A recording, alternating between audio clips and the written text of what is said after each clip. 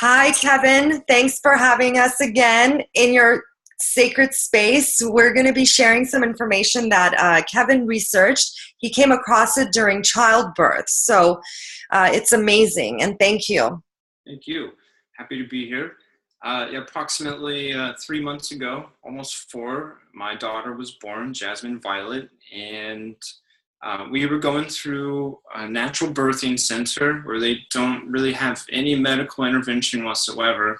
Um, However, they did require us to do some testing, blood testing, genetic testing, diabetic testing, and all of these kinds of things that they didn't actually tell us that we had to go through these things in order to give birth there. They kind of just threw it at us at the last minute and forced us to do these things because we were refusing at first. And so we had the genetic testing done, and that's specifically for chromosome disorders, genetic disorders, and so on and so forth. In particular, they're searching for Down syndrome, which is rather prevalent these days. And what I discovered, I just did research. I was like, what can we do to prevent this? Because we actually had the testing done, and it came back as a positive for Down syndrome while she was in the womb still.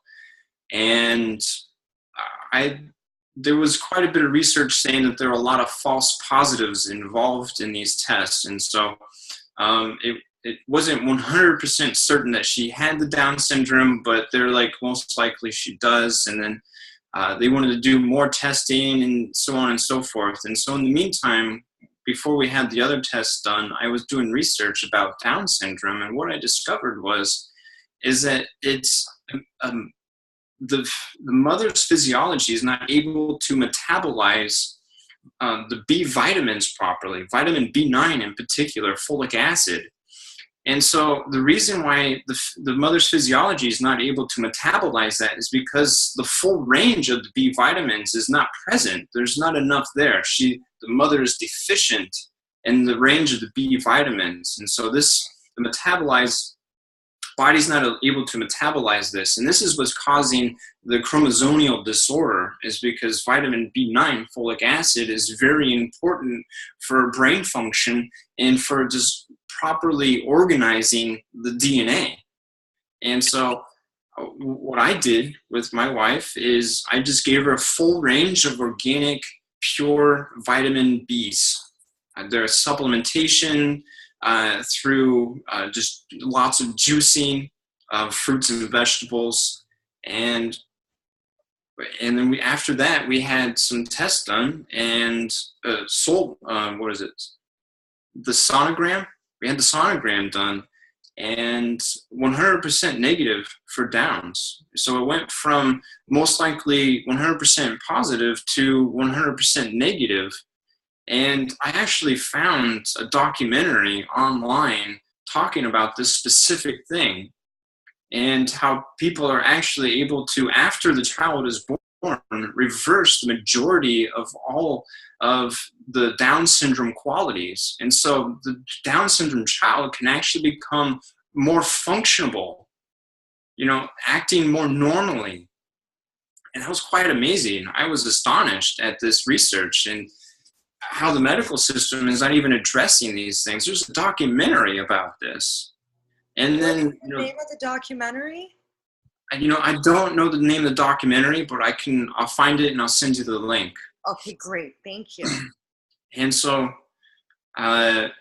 also during childbirth, when the child was born, they wanted us to do a vitamin K shot, vitamin K1, which is for keeping the blood inside of the brain. So, because they're saying that if your baby shakes when you're in the car, and then the blood gets out of the vessels, and then it just destroys everything. And so I did quite a bit of research on this vitamin K1 shot, and I even took a picture of the vitamin K shot and its ingredients. So many preservatives in this thing. And I looked at the midwife. I was like, look, I'm not giving my child this. This is ridiculous. And it's like, it's required by state law to do these things. And I was like, look, you can't put laws on on these types of things. I'm going to do what it is best for my child. And so we had to sign some waivers to go through it, and so on and so forth. And we haven't done any vaccinations. We haven't done anything whatsoever with our child. And she's so strong and so healthy. It's incredible. Now, has she had any, newborns, they still get sick, or babies get sick? Have you had any, and how many would you say you have, and how old is she again? She's almost 4 months. Okay. She had a runny nose just for 2 days. Uh-huh. And I do believe that was from just a little bit of detoxing, removing some toxins from the physiology, because it does come up through mucus. Mm-hmm. So that's just happened once, and it was just a 2-day thing, and fine after that. Yes, I'd love to do segments, every few months and just kind of keep this going, because this is. Yeah, absolutely. I know friends who don't vaccinate, who have not vaccinated, and their children, they always say they don't get sick, and it's amazing. I mean, this research has been out there, this truth has been out there, but it's just finally now catching up, and it's just amazing. Yeah, people are waking up left and right, and that's what it's all about, is the more people waking up, the more we can choose the most harmonious path for ourselves and for the collective. Absolutely. Is there anything else to add in regards to this? And I know we're going to keep going and have it every few months, so we will have additions, but anything right now that you can think of? I think that's it for now. Okay, great. So then what I'm going to do is put all your contact information and a little bit more below the video, and then we're going to upload it on YouTube's Expanded and Grounded, and then we're just going to be sharing this. Feel free to share this video, and feel free to message us and let us know if you have any other questions or any topics you'd like us to cover. And also make your own videos and send them in, because we'd love to share your experiences. And if you have people you want to interview, this is a community thing. So we just want to get information out there from just regular people living our lives, and yeah, doing what feels right. Thank you so much, Kevin. Thank you. Okay.